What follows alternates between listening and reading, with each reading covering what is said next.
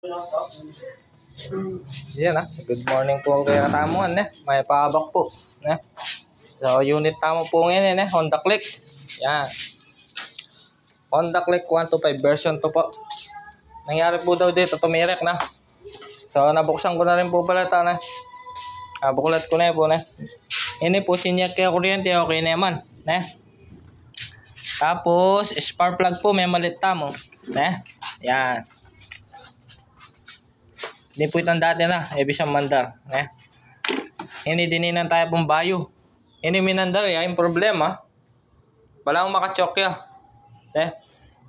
Pati mano bibirit siya po sa linyador. Yan po, sabi na ning kaya katamong kaluguran. Dahil ko na po air filter. Hindi po yung bawal gawan nyo karayang Honda Click. Honda Click, ADB, PCX. Yan, basta scooter type po. Ayaw po lalako air filter. Halo pa na po nini. Chuka dito air filter na.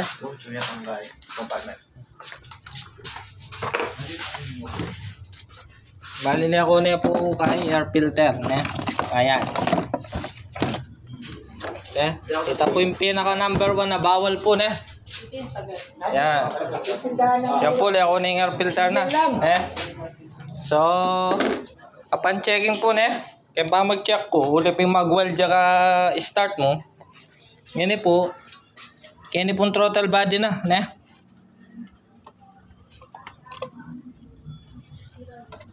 Tayo. Atin niya pong may sipit Yun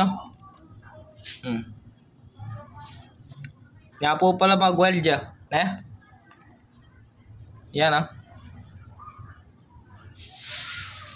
may sipit siya po kayang throttle body. Yan po mag-weld dyan. So, konting tips lang po na idea Iya po lalako air filtering kaya katamong airbox. Basta scooter type. Pati po inigop niya kasi ningangin yan. Diretso yung kitang throttle body. Ang nangyayari doon, weld ang motor. Tatakbo mag-isa yung motor. Okay.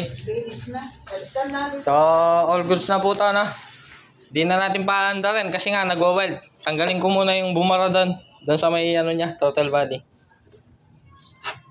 So, update na lang po Update na. Buklat kaya pa. Tapos linisan tayo panggilid. Linisan tayo panggilid. Okay? Gamit ang sabihan ng chan-chan palinis mo. Yan. Shoutout po kay Darang Mila, Tsaka kay Bapa. Ayan si Bapa. Okay. Ang gilid.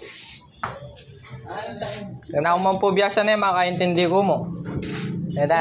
Itang gilid, gano'n. Ito na. Bubuksan ko. Yung dati. Yung nilinis ko. Okay.